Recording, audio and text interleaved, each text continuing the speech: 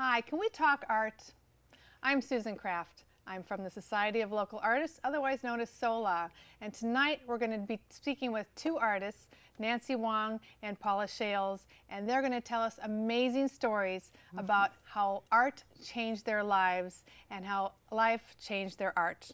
But first, we're going to be watching a public service announcement about Open Studios, which we're all going to be part of in May. And our weekend is the third weekend of May. So roll the promo, please. There we go. The first 3 weekends of May, 250 local artists will open their studios to the public. Look for SVOS map guides at Library World of Bay Area Visual Art. Let's pull back the curtain and take a peek at this year's Open Studio artists. This is your chance to visit artists in their native habitats. A piece of art at Open Studios prices instead of gallery or art fair prices. Silicon Valley Open Studios ends May 20th. Silicon Valley Open Studios is a program of Silicon Valley Visual Arts, a 501c3 nonprofit arts organization.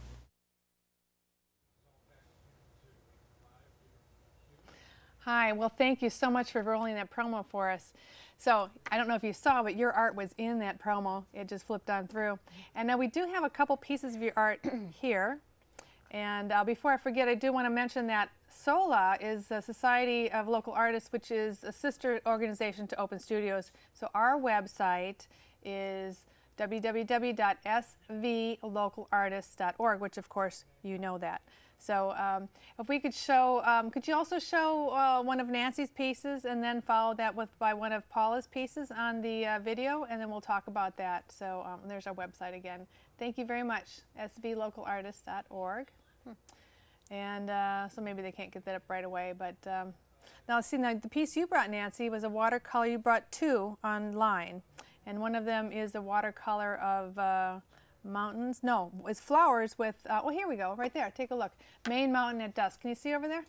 Main Mountain at Dusk. So it's a very misty background, which is, for me, it's a beautiful, beautiful watercolor. And for me, it reminded me of your national heritage. You're Chinese. You were born in China. Yes. And there's a lot of misty mountain paintings in your... Right. I really like misty pictures and paintings. This was done of a location in Maine. Oh. It's actually the farthest you can go east and still be in the United States. Oh. So it's up on a mountain called Cadillac Mountain in Bar Harbor. And in the fall, all these brushes start to bloom and have this beautiful warm orangey red color. And when it's the sun is setting against the mist, it just lights up the color on the mountainside. Well, it was a gorgeous, oh, sorry, go ahead. No, that's okay. So it was a gorgeous piece that you showed us that we got to see, and it'll be in Open Studios as well, I hope. It will be. Okay. One reason I brought up China was because you were born in China, and your amazing story is that you were born in a air raid shelter? Yes. An air raid shelter. What was going on then? And you were born, you're the firstborn in your family, so your family's fleeing Beijing. Well, there was a general migration, as you might know, of a lot of people were leaving Beijing because of the turmoil in that There's area bombs of the country. going off in China, in Beijing. And they actually, a lot of people moved to Sichuan province, which is in the central mid-China. And it was an area where it also became very violent. And so I was born during a period of bombing. Wow. And there was an air raid at the time I was being born. Wow. I mean, I can imagine what that would do to your personality is being formed from that moment. You know, that kind of thing. The turmoil that your mother was feeling, the turmoil your mother was feeling while she was carrying you, and then during her labor, you know, she's got this bombing going. She's giving life, yet other people are taking it all around her. And her sister or sister-in-law was with her, as well as your father. No. Just your father and your mom? Wow. Yeah. So that's just that's unbelievable, unbelievable. But here you are. So then your whole family. Then there's a series of things. You said you moved 13 times by the time you were in high school. Yeah, by the time I was out. And you moved. Go ahead. Sorry. Well, we were there, and then subsequently we went through Hong Kong when my father was transferred to New York office. So we were in New York first, and then we moved around the country quite a bit after that. So I remember you told me your dad, first before he married your mom, before he met your mother, he went to America and he got a degree from Wharton. And he went back to China, and I might get some of this wrong. I just want to generalize a little bit because I want to talk about you and your art and your amazing journey. But it starts with your dad, because your dad came here, got a degree from Wharton, came back to China, went through all that hell with the war and your being born, a wonderful event of you being born, his firstborn during war, and then moved the family back to America, and because he was working for the Bank of China. The only bank in China is the Bank of China. From what I remember, I went to China a year and a half ago, and we found that out, which was kind of interesting from being in America all these years. So then you went to New York, and you lived on the East Coast mostly, and somewhat in the Midwest? Yes, yes. And your family we moved grew? to, well, Manhattan was our first stop, and he was working at the Bank of China there, and subsequently we moved to half a dozen states. Oh, wow. Yeah. And then the bank was moving him around? No. He left the bank because he found out it was not his calling. Oh. Now, he also enjoyed painting. Of course, you said that this is what educated, cultural people of China do, is you paint and you read literature and poetry and... Reading and calligraphy, poetry, and painting are just, normal part of cultured education. You know, I didn't tell you this story. We talked a little bit before, obviously, before we had this show tonight, but a year and a half ago I was in China on an art exchange program. I was invited to come, and the very last day I was there, I was at a table about this size, and there was maybe 2 more people at the lunch table. And this very important man brought us. In fact, he was the director of the museum we were showing in, and the interpreter was with us, and his mission for China was to exchange art with the rest of the world. So the year before, he had the China exchange with Paris. So he was learning, and America, of course, was going to be more than 1 year. It was 1 year for Paris or France in general. And he told me quite seriously that he was an engineer by training, but he had tried and wanted to be an artist. And what I found was that in China is very, very art-centered, much more than I found in Europe, really, which was a surprise to me. I had no idea. And he said to me quite seriously, I wanted to be an artist, but I couldn't cut it. I had to be an engineer. And he was really upset about it. He felt very crestfallen, and he had been an engineer and obviously very successful. And he was holding a very important position for the government, and he felt like he had failed because he couldn't cut being an artist. So your father must have had some of the same feelings, because I believe that's a cultural feeling, not just a single man's feeling. Well, I think, things are in transition, and classically, the arts and intellectualism were the highest, the most revered, and business was not revered. I mean, it was actually culturally the cultured person, and then the farmer, and then the business person. Oh, really? Yes, that's like here at all. Yeah, I think it's changing, of course. Now China is completely, it's topsy-turvy from what it used to be.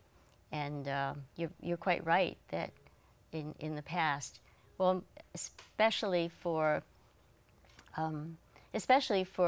a person who wanted to consider himself well-educated. Yeah. Wow. So your dad then started getting more into art. He did. He really found that we used to live in an apartment, and we didn't have that many rooms. So my sister and I shared a bedroom, and in the corner of the bedroom was his big art desk. Oh. So we would go to sleep, and he'd start painting. Oh, so this is quite a big influence in your life to see this is what your father believed, and your mother evidently too. They're a couple that believe that this was something to aspire to. So you also told me that your mother was a chemist, yet when she came here, she could not work as a chemist. She had a pretty low-level job, and she earned very little money, and it was hard on her. And she told you, being the oldest child of this family that went through all these hardships and moving, that it was so important to do well and succeed. And so you went ahead and developed this very, very strong, driven work ethic. And so I called it not just an A personality, it was a triple A personality. So you were working around the clock, raising a family. What did you tell me the other day? You would make 4-course meals. Well, it was just, she was also a very good cook. My mom was a good cook, and she would have dinner parties for 50 people. And so and Chinese meals are, you never just serve one main course. It's always course after course. And she was also a very, very, very brilliant woman. In fact, she got a job in a lab, and they offered her to join the PhD program at Penn. Oh, wow. And so she, you know, even more than just understanding that education was important, she said she couldn't take the fellowship because she had to put her kids through school. Oh. So there was a, you know, an added thing, like what's important? I didn't go. Oh, so you could go. So she didn't go, so I could go. So eventually, though, you had 3 of your own children. Yes. And you were getting up at 6 o'clock, and you were doing everything in the home, taking care of the kids, and you had a very intense professional career, and also taking care of your family, similar to how you were raised. Yet your creativity was coming through. You had these 2 influences, and you told me you were up till way past midnight writing. I also liked writing and painting. I think are very similar in terms of being creative. So, and then until finally you got to a point 7 years ago that you said, this has got to stop. And you started to paint more seriously, more regularly. And you've really, really incorporated yourself into the art community. From what I can tell, you hit most of the points that are available here in the Palo Alto area. Well, it's a lot of fun to be in the art community and to meet so many very gifted and talented people. So it's very inspiring to see all the art that's going on in this community. One of the things you mentioned is you want to talk to us about how the paintings you do create, like this beautiful painting, the one we saw, it's always for the sense of serenity. And what else did you say? You said balance, and for tranquility, and for the yin, because you were so yang for so many years, right out of the beginning, with bombs going off. Oh my God, and talk about yang. I mean, tense, strong, fierce, foursome. So, well, I was in a world where mostly it was men in the fields I was in. So there was a lot of, you felt like you just had to get things done and not waste time on, you know, trivial things like, you know, aesthetics. What we saw here in the Western world. And here, that had to be quite a clash with your cultural background and your family. I mean, the whole thing was. Anyway, so I do want to talk to Paula about this too, because Paula's life story is very different than yours. You come from different backgrounds, but where you both are today, the work you do has to do with evolving and becoming tranquil and centered and looking for that serenity and self-expression of who you are deep inside. Not just, so you've got this exterior, you've got a personality, you've got your mind, you're both very talented and very bright and very sharp, but you also have your spirit, which is part of your personality, but behind that is your soul. And I think that's where you're going with this work, the tranquil journey that you're on with your artwork. And at some point, could you please put up Paula's artwork that she brought in through the cameras? She's got a piece of bronze work. Paula is a bronze sculptor. She does one-of-a-kind pieces, and this one is called Rochelle Nouveau. Rochelle Nouveau. Now, why is it called Rochelle Nouveau? Well, it's actually a tribute to my friend Rochelle, and it's kind of an Art Nouveau, has a kind of an Art Nouveau feel to it, so I just called it Rochelle Nouveau. And it's off. Yes, it is. It's a flat piece that hangs on the wall, unlike this large piece that's behind you, which we'll talk about as well. But your work, you started also 7 years ago. You went full-time into your artwork, and you came from, this is kind of interesting. I don't know if you caught this last night because you left before we finished talking about this. She was working for the defense industry. and it's very yang and very, I mean, it's defense. And she was an engineer, and she really had a feeling that she wanted to express herself in art, but she was in this very, you know, straight and narrow kind of thing you have to do. And I have a similar background, so I know exactly what you're, you know, where you came from for that. But time went on where you had a tragic event happen in your life 10 years ago, where a very dear friend died very quickly, who was your contemporary. Right. And you didn't even know until it was all done. It had already happened, over. Right. Yeah. So that moved you. Yes. 3 years later, you had the opportunity to leave the workforce. Actually, I think you said you left the military. To go to a commercial company, and I worked there for 5 years, and then I left. And before I left, I started doing sculpture, and really enjoyed it. And so when I left, then I went full time into that. And in fact, you said after your friend died, you said, I'm going to start taking art classes, and I don't care if it's even during the middle of the day. I'm going to take that class, because if I don't do it now, this friend of mine was so talented. He died early in life with no warning, didn't even get to say goodbye. So what does that mean about life if we don't do something now?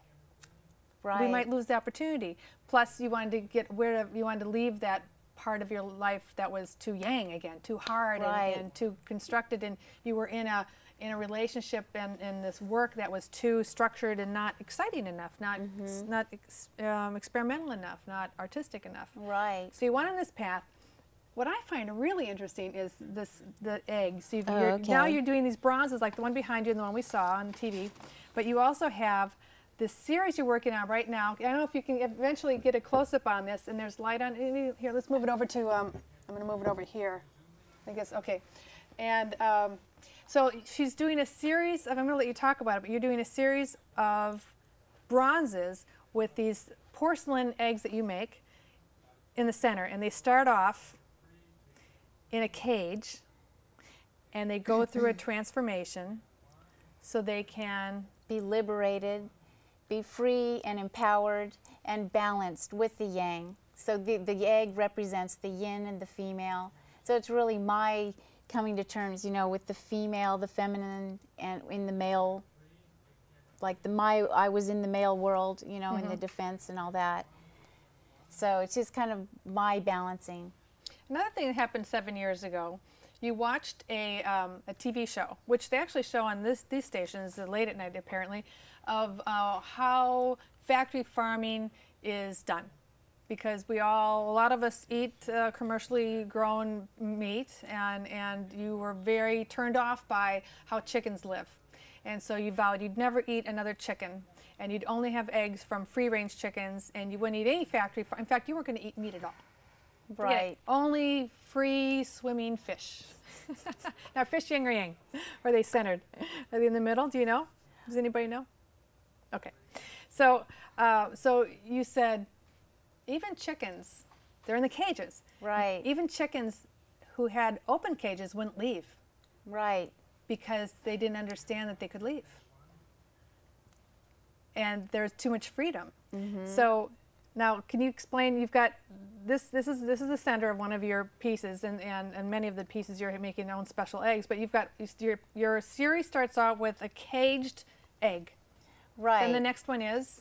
Well, then the next one is an egg in a little nest held in by the male, the yang part, but it's balanced, and it's called a delicate balance of power, because they both have power, but they delicately balance each other. And did you have one that the cage was open and the egg was still in there? Right. So, I mean, what you told me was we've got a personal evolution of the caged, and I'm thinking of the chicken. Right. And then there's the open cage that's not leaving. And then you've got the egg is alone, and then you're you're alone, but you don't want to be alone. So you're together, but you're together with a power balance. And then you're fully integrated. Then finally there's the full potential. And it's to be serene and to be tranquil and to be centered and to balancing. And when you say the male and the female, you're not talking about men are bad and women are good. Right. You're talking about the male and female within each of us, the yin and yang in each one of us. So, and even between a male and a female, you know, it's not good or bad, it's male or female. right, and some men have more yin and some have more yang, and there's always a balance, a power balance with any Right. relationship, even with every situation. So, Absolutely. so I found that to be extremely interesting that you two, lovely artists, friends of mine, have this journey you've been on. And I have a feeling that there's a lot of artists that have that same journey, that they're exploring their inner spirituality, their soul, trying to find that part beyond the personality, beyond what work they do for a living. And it's and I think there's a lot of people out there that are waiting for that opportunity to crack them open, to get out of the cage, to turn off that AAA personality. Yeah, a lot of people really talk about how they wish they could do something, you know. I think a lot of people enjoy doing something. It's akin to singing and dancing. You know, we all did that when we were little and loved to sing and dance and everything. And I think that a lot of people would like to do that. They're afraid. They're afraid to be criticized, afraid that it's not good enough. And, you know, everything you do cannot please 100% of people. That's right. What they say, you can't please everyone all the time. Right, you may not please anyone, but you might please yourself. That's right. And so, and even if you don't produce anything good by someone's standards, it's the process that is fun, you know, because you enjoy doing it. And sometimes like, boy, that was an awful painting, but the paper wasn't that expensive. I can throw it away. So anyway, and once in a while you go, okay, well, I like it. I enjoy it, and I like it. So I think it's the process as well as the end product. Definitely the process. Absolutely. So I want to talk, so you said paper's not too expensive, so I can throw that away, but you do bronzes, and they're original bronzes. Each one is an original. You don't cast 7 or 25. Right. They're original. They're lost wax process, Right. as people might make jewelry. But even those will be from, they'll cast, they'll have a form they can use over and over again. Right. But you don't. Right. So I find that really intriguing, and not a lot of people do that. So now you're going to have this piece right here. We're all going to be at Nancy's studio, Nancy Wong's studio in Palo Alto, on Palo Alto Avenue. So along the creek. There'll be signs out. If anybody's watching this and wants to come, there'll be these yellow signs with the black arrows, and which Paula made for us. And they'll be all around the area pointing to where she is on Palo Alto Avenue, which is along the creek. So, and that's the 3rd weekend of May. Now you're going to have this piece. And what's the name of this piece? This one's called Early Autumn because it's like a young person, or she still thinks she's young, but you know, she's kind of getting older, and she's kind of looking around the corner at, you know, that fleeting youth. So it's like early autumn, not quite middle-aged yet. More self-revelations. Here we are. Yeah. So, and in your piece here, this is another piece that's going to be at the Open Studios at your own home, of course. Beautiful backyard. We get the benefit of more of your Chinese culture, I think. You've got a beautiful stream that you've man-made in your front yard, and you've got this gorgeous backyard with all sorts of different flowers. It smells so beautiful. It's like a perfumery in your backyard. It's so wonderful to be there. And I can't wait to have all of our artwork there. Well, good, because I had envisioned this to be a place where you could just stroll and pause and look around, and having some art there would be great. Because this piece actually is heliconia, which is a tropical flower, and I actually saw this in someone's backyard through a chain link fence. Oh! And I was looking, oh, look what's growing over there. And so I just really, it gave me a lot of inspiration to try to capture that. Okay. And so, you know, I saw just this morning, I saw public radio or public TV station talking about that almost every flower that we see in our gardens comes from China. That's where the seeded flowering plant started. I had no idea. it gives me a much more appreciation of your art. I've seen your art for years, and I've always known you to be a good watercolor artist. And it gives me much more appreciation for the work you do, knowing a little bit more about your background. I mean, obviously you're Asian. I didn't know your story. So it's just been a fantastic story. I'm so glad you shared it with us. And thank you for sharing with us your story. And I'm very sorry that your friend died so suddenly, and that had to be a terrible shock. But you did, I think, in my opinion, you made the right choice to re-examine your life and say, what can I do to make a difference? And maybe it's even for your friend. You know, I hope he's watching. So we're coming close to the end of our show. And is there anything that we haven't talked about you'd like to mention to our studio audience, or to our TV audience, about Open Studios or your artwork in particular? Did I miss anything that you wanted to mention? Well, I just want to mention we'll have also a ceramicist joining us, Doris Fisher-Colbury, and so she makes vases and pottery and some very, very, very, very beautiful but utilitarian pieces as well. So very fine pieces too. Very fine, beautiful pieces. Yeah, they're extremely nice pieces. I mean, this would be very simple for her to do, but it's on that level of very fine work. And so it's we would really like to invite everybody to come and visit. Oh, good, good. And I'm Susan Kraft, and this is Nancy Wong, and this is Paula Schales, talking to you from SOLA Let's Talk Art. Thank you very much for coming to us today, and we'll see you around the studio. Thanks for having us. You're welcome. Yes. So thanks a lot for bringing this in. I'm going to play with this.